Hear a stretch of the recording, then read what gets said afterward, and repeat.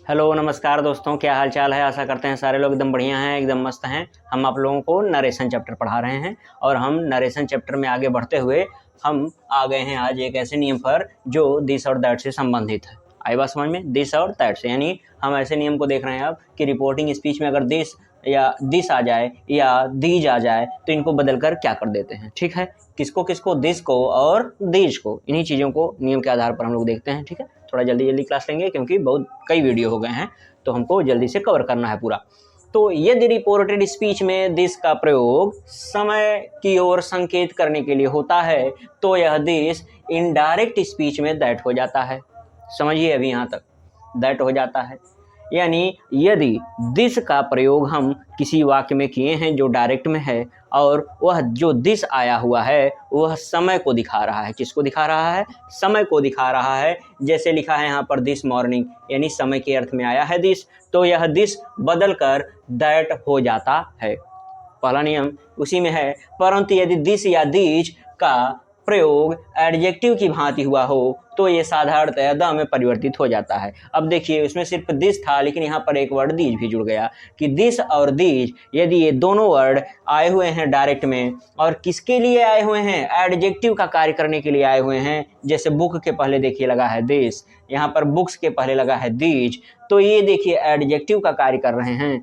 तो यही नियम कह रहा है कि यदि दिस और दीज एडजेक्टिव का कार्य करें डायरेक्ट में तो उनको इनडायरेक्ट बनाते समय हम दिस और दीज का द कर देते हैं। लेकिन यदि दिस के बारे में बात करें, यदि दिस समय के अर्थ में आता है तो वह हो जाता है दैट। आशा करते हैं याद हुआ होगा। फिर से सुनिए, दिस जो है यदि समय के अर्थ में आया है डायरेक्ट में, उसको बदल कर द कर देते हैं। क्या कर देते हैं? नहीं, समय के अर्थ में आया है तो दैट कर देते हैं। लेकिन यदि दिस और दीज का प्रयोग आया हुआ है किसके अर्थ में? एडजेक्टिव के रूप में, तो क्या हो जाता है? वह हो जाता है द। आइए इसी पर हम लोग देखते हैं। सेम क्वेश्चन आपको लगाना है, यानी यहाँ पर डायरेक्ट में हमने सेंटेंस लिख दिया है, आपको इनडायरेक्ट में बनाना है। चलिए बनाइए। ही सेड का ही सेड ही रहेगा और हमने असर्टिव सेंटेंस ही लिया है, इस वजह से किससे जोड़ेंगे? दैट से जोड़ेंगे। अभी हम फिलहाल असर्टिव ही पढ़ रहे हैं। सीता नाम है, नाउन है, इस वजह से सीता को लिखेंगे। इज सेंटेंस चेंज होकर क्या हो जाएगा? वाज हो जाएगा। और लिविंग का क्या हो जाएगा? लिविंग ही हो जाएगा। दिस बदलेगा। बताइए जरा, यहाँ पर दिस किसके सेंस में आया है? मॉर्निंग के पहले आया है, यह सुबह, यानी समय के अर्थ में आया हुआ है।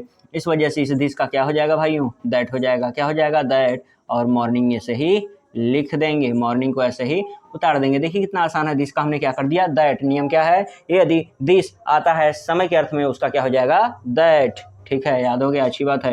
ही सेड, देखिए यहाँ पर ही सेड का सेड ही होगा, दैट से हम जोड़ देंगे। आई बदलेगा, सब्जेक्ट से बदलेगा, यहाँ पर क्या हो जाएगा? ही। और सैल का शुड हो जाएगा, लेकिन ही के साथ विल लगता है, इस वजह से क्या हो जाएगा? वुड हो जाएगा। और नॉट रहेगा ही, गिव रहेगा, दिस बदलेगा। बुक के पहले दिस आया हुआ है, एडजेक्टिव का कार्य कर रहा है, तो बताइए जरा आप क्या हो जाएगा? द हो जाएगा। ठीक है, क्या हो जाएगा? द हो जाएगा। आई बात समझ में?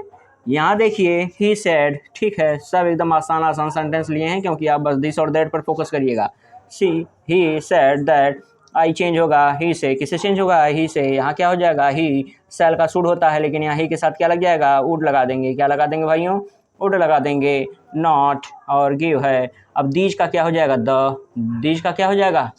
द हो जाएगा। और बुक्स का बुक्स ही लिख दीजिए, यानी आपको समझ में आ गया होगा अब तो क्या, कि यदि दिस आया हुआ है समय के अर्थ में तो दिस का क्या हो गया? दैट। यदि दिस आया हुआ है एडजेक्टिव के रूप में तो दिस हो गया द। दीज आया हुआ है एडजेक्टिव के रूप में तो दीज का क्या हो गया? द। फटाफट इसको उतार लीजिए और अगला नियम हम आपको अब बताने जा रहे हैं। ठीक है, आइए अगला रूल आपको समझाते हैं कि अगला रूल क्या है। यदि दिस या दीज का प्रयोग रिपोर्टेड स्पीच में प्रोनाउन की भांति हुआ हो तो ये इट या दे में आवश्यकता अनुसार बदल जाते हैं। ध्यान से सुनिएगा। अब यहाँ पर मैं बात कर रहा हूँ दिस और दीज का, और यह दिस और दीज आया हुआ है प्रोनाउन के रूप में। किसके रूप में? प्रोनाउन के रूप में। इसके पहले आपने नियम पढ़ा है कि दिस समय के अर्थ में आता है तो दिस का दैट हो जाता है, और दिस और दीज का प्रयोग यदि एडजेक्टिव के लिए आता है तो वह क्या हो जाता है? बताइए, आप कमेंट करके बताइएगा क्या हो जाएगा। यहाँ पर हम दिस और दीज का प्रयोग देख रहे हैं, यदि प्रोनाउन की भांति होता है। किसकी भांति होता है?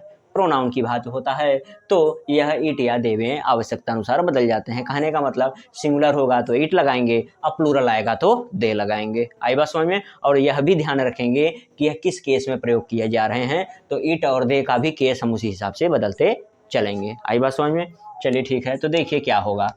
He said I must keep this in a safe place. देखिए दिस आया हुआ है, क्या आया हुआ है, दिस आया हुआ है। अच्छा ठीक है, किसके रूप में आया है, आई मस्ट कीप इट, क्या यह प्रोनाउन के रूप में आया है? तो बोलेंगे जी सर यह प्रोनाउन के रूप में आया है, वर्ब के बाद है। यहाँ पर दीज आया हुआ है, किसके बाद में, वर्ब के बाद में। यह क्या है, प्रोनाउन है। क्या है, प्रोनाउन है। चलिए इन्हीं दोनों को बदल के आप देख लीजिए, समझ में आ जाएगा आपको कैसे बदला जाता है। तो देखिए ही सेड है तो ही सेड का क्या हो जाएगा, ही सेड ही रहेगा और दैट से जोड़ देंगे। आई चेंज होगा ही से तो क्या हो जाएगा ही। मस्ट नहीं चेंज होता है, आपको पता है पहले से। कीप के लिए कोई वर्ड नहीं चेंज किया जाएगा क्योंकि मस्ट के साथ वी वन ही आएगा। दिस प्रोनाउन है, अब यहाँ पर नियम है कि दिस चेंज होकर क्या हो जाएगा, इट हो जाएगा। दे में नहीं करेंगे क्योंकि दिस सिंगुलर है, इस वजह से इसका क्या हो जाएगा, इट। देखिए दिस सिंगुलर है तो दिस सिंगुलर अगर बदलना है तो इट होता है, और दीज प्लूरल है तो उसका क्या होता है, दे हो जाता है। ठीक है, यहाँ पर दिस का क्या चेंज होकर हो गया भाई, इट हो गया। और आगे लिख दीजिए साहब in a safe place, in a safe place लिख दीजिए। ठीक है, आसान है, दिस का इट हो गया। यहाँ पर देखिए ही सेड है तो ही के साथ लगाइए सेड, दैट से जोड़ दीजिए और आई चेंज हो जाए ही से, क्या हो जाएगा ही। फाउंड यानी पास्ट इंडिफिनिट है, चेंज होकर क्या हो जाएगा, पास्ट के परफेक्ट में चला जाएगा, ही हैड फाउंड। दीज का क्या होगा जरा बताइए हमको, दीज का क्या हो जाएगा, दीज का क्या दे कर दिया जाए, जरा बताइए दीज का क्या हो जाएगा। कौन सा केस है, केस भी बताइए, दीज कौन सा केस है, वर्ब के बाद आया है, ऑब्जेक्टिव केस में है, इस वजह से एक तो प्लूरल है, दूसरा ऑब्जेक्टिव केस है। तो प्लूरल है तो दे लगाएंगे और ऑब्जेक्टिव केस लगाएंगे। दे का ऑब्जेक्टिव केस क्या होता है, दे देम दियर होता है, यानी देम क्या हो जाएगा, देम हो जाएगा। आपको आई बात समझ में। दे के साथ दीज के नाते यहाँ पर क्या हो जाएगा, देम हो जाएगा। इन द गार्डन, नहीं समझ में आया क्या आपको, ये नहीं समझ में आया कैसे देन हुआ, बताएं हम फिर से। देखिए यहाँ पर हमको क्या करना है, दीज को चेंज कर देना है, किस में चेंज करना है, यहाँ पर मैंने देम लिख दिया, कैसे देम लिखा है वही तुम समझो, क्या समझो भाई। देखिए दीज को चेंज करना है, दीज को हमें क्या करना है, चेंज करना है। अभी आपने यहाँ पे नियम सीखा है कि यह क्या है, यह फाउंड प्रोनाउन नहीं है, दीज क्या है, दीज क्या है, प्रोनाउन।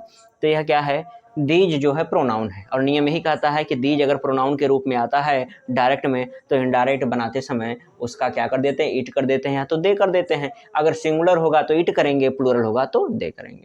तो आप मानते हैं कि दीज प्लूरल है, आई बात समझ, मान रहे होंगे क्योंकि आपको पता है दीज क्या है, यह प्लूरल है।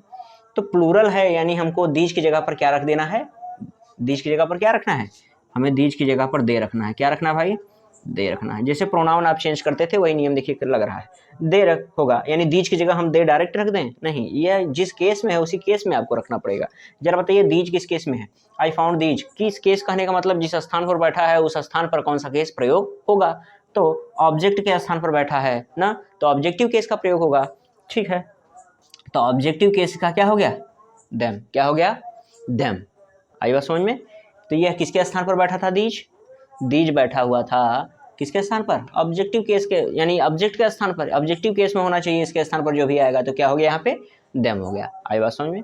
तो आप इसको उतार लीजिए अच्छे से, फिर आगे देखा जाता है आगे रूल क्या कहता है। ठीक है, आगे रूल हम जो सीखने वाले हैं वो बहुत ही इंपॉर्टेंट है, उसको आप लोग अच्छे से समझिएगा। ठीक है, इसको उतारिए। आइए अगला रूल आपको दिखाते हैं कि अगला रूल क्या है। ठीक, यदि रिपोर्टिंग वर्ब प्रेजेंट या फ्यूचर टेंस में है तो रिपोर्टेड स्पीच में आए हुए निकटता सूचक शब्दों को नहीं बदला जाता है।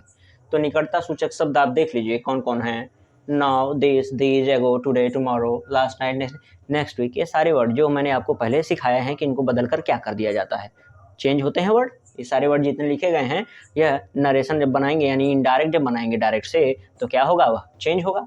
तो ये वर्ड कब नहीं चेंज होते हैं, इसको हमें भी याद रखना है। ठीक, क्या याद रखना है कि यदि रिपोर्टिंग वर्ब प्रेजेंट में या फ्यूचर टेंस में हो, यानी देखिए रिपोर्टिंग वर्ब ये है कॉमा के पहले वाली, यह रिपोर्टिंग वर्ब जो है ये यदि प्रेजेंट टेंस में है या फ्यूचर टेंस में है, तो यदि वाक्य में रिपोर्टेड स्पीच में कहीं पर भी ये निकटता सूचक शब्द आए हुए हैं तो इनको नहीं बदला जाता है, हूबहू उतार दिया जाता है। जरा देखिए इसमें नाउ आया है, क्या आया हुआ है, नाउ आया है। इसमें क्या आया है, last night, the last night, since last night, समय आया है कि नहीं आया, इतने सारी चीज़ें बदलती हैं, लेकिन नहीं यहाँ बदलेंगे। क्या हो जाएगा देखिए ज़रा, क्या हो जाएगा, माई फादर, मेरे पिता, ऑफन लिख दीजिए। अच्छा, से टू आया है, सेज टू का क्या हो जाता है, रूल आपने पढ़ा है, टेल्स मी, दैट से जोड़ दीजिए, यू चेंज होगा, मी से हो जाएगा यहाँ पर आई, और उसके बाद क्या हो जाएगा, शुड।